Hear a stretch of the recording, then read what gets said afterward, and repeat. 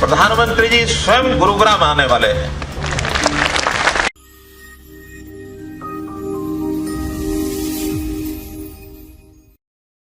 देश के प्रधानमंत्री नरेंद्र मोदी जल्द ही गुरुग्राम आने वाले हैं और गुरुग्राम आकर गुरुग्राम वासियों को एक बड़ा तोहफा भी देने वाले हैं। आखिर किस तारीख को आएंगे देश के प्रधानमंत्री नरेंद्र मोदी गुरुग्राम और गुरुग्राम वासियों को क्या देंगे तोहफा, दिखाएंगे आपको इस खबर में। नमस्कार, मैं हूं मन्नू मेहता और आप देख रहे हैं गुरुग्राम न्यूज।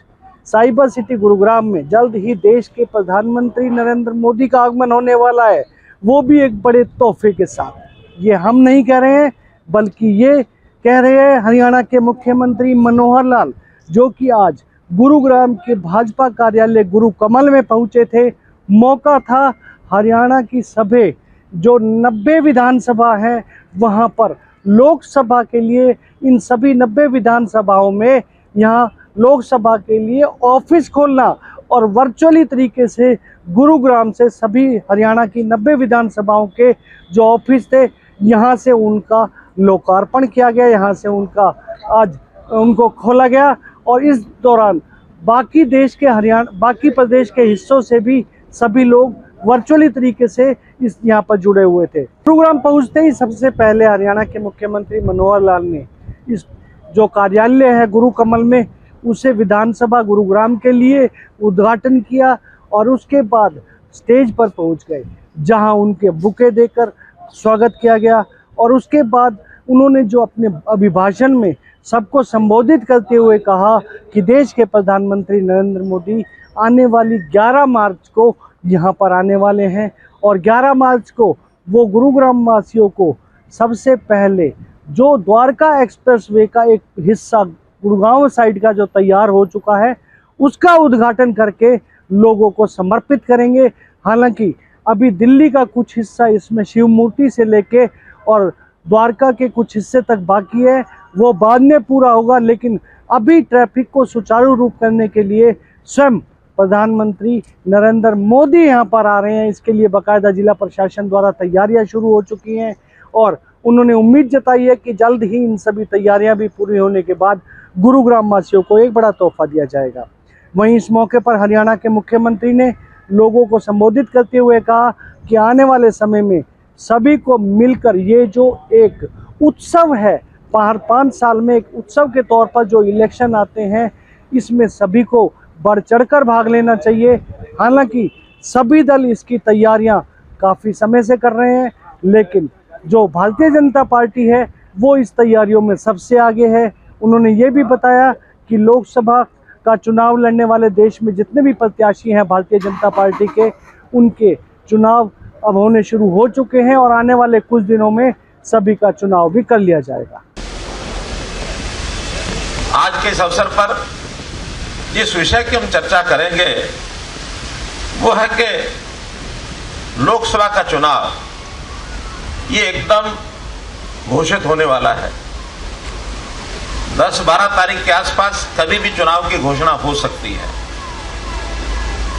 मुझे 10 तारीख के बाद 11 तारीख के बाद ही लग रहा है, क्योंकि उसका एक संकेत मैं कर रहा हूं। फाइनल सूचना आएगी तो आपको बताऊंगा। संभवतः 11 तारीख को, 11 मार्च को प्रधानमंत्री जी स्वयं गुरुग्राम आने वाले हैं।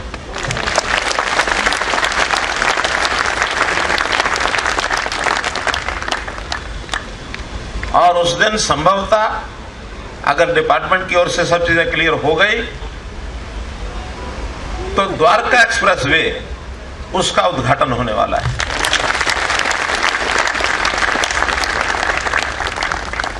चुनाव घोषणा होने से पूर्व कई कार्यक्रम आएंगे, जैसा प्रदेश अध्यक्ष जी ने बताया है।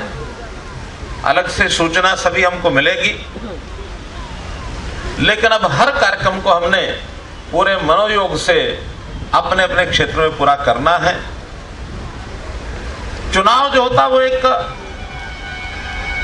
लोकतंत्र का उत्सव होता है। समाज में बहुत उत्सव आते हैं, मेले आते हैं, अलग अलग बिरादरियों के, अलग अलग समाज के, अलग अलग प्रदेश के यानी देश के अलग अलग हिस्से में बड़े बड़े उत्सव भी होते हैं। लेकिन मैं समझता हूं जैसे चुनाव का ये लोकतांत्रिक उत्सव है, ये देश का सबसे बड़ा उत्सव है।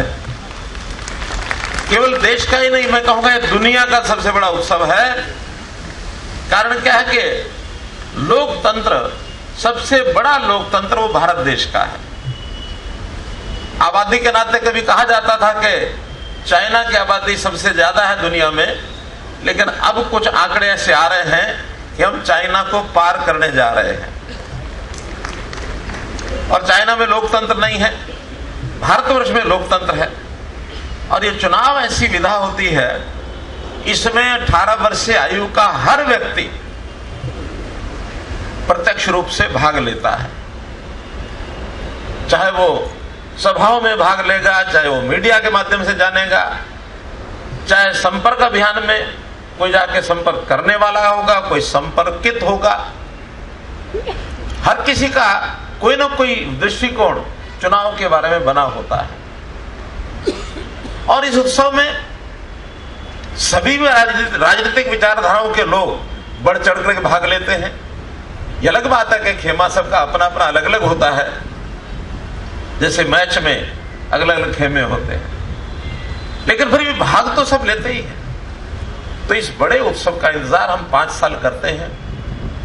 5 साल में लोकसभा का भी चुनाव आता है, 5 साल में विधानसभा का भी आता है, 5 साल में हमारी स्थानीय इकाइयों का भी आता है। तो इस उत्सव की तैयारी करनी होती है। और तैयारी में एक बात का विश्वास आपको दिलाता हूं, इस समय देश भर में भारतीय जनता पार्टी की तैयारी सबसे आगे है।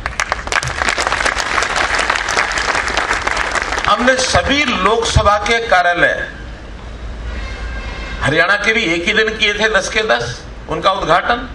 देश भर में भी सब जगह लोकसभा के कार्यालयों का उद्घाटन हो चुका है। और ऐसे ही विधानसभा स्तर पर भी आज हम 90 के 90 कर रहे हैं। अपनी अपनी सुविधा से हर प्रदेश विधानसभा स्तर के कार्यालय का उद्घाटन इन दिनों में कर रहा है, कोई एक दिन पहले, कोई एक दिन बाद में, क्योंकि चुनावी टाइम टेबल तो सारे देश भर का एक ही है। अभी हमारे प्रत्याशी भी, उनका चयन भी लगभग होना शुरू हो गया है। लगभग क्या 2 बैठकें हो गई हैं। लगभग 200 लोकसभाओं का तो एक प्रकार से चर्चा हो चुकी है। घोषणा कब होगी अलग बात है। आने वाले और 3 दिन में, 4 दिन में सभी 550 लोकसभा के प्रत्याशियों के चयन की प्रक्रिया केंद्र सरकार, हमारे पार्लियामेंट्री बोर्ड उसको पूरा कर देगा। कुल मिलाकर आज का ये हरियाणा के मुख्यमंत्री का दौरा न केवल गुरुग्राम वासियों के लिए एक बड़ी खबर लेकर आया है, बल्कि राहत की खबर यह है कि अब गुरुग्राम वासियों का जो सफ़र है वो आगे काफ़ी सुगम होने वाला है। इस खबर के बारे में आप अपनी राय हमें कमेंट करके अवश्य दीजिएगा और इस खबर को ज़्यादा से ज़्यादा शेयर भी कीजिएगा, ताकि ज़्यादा से ज़्यादा लोगों तक सही जानकारी सही समय तक पहुंच सके। नमस्कार।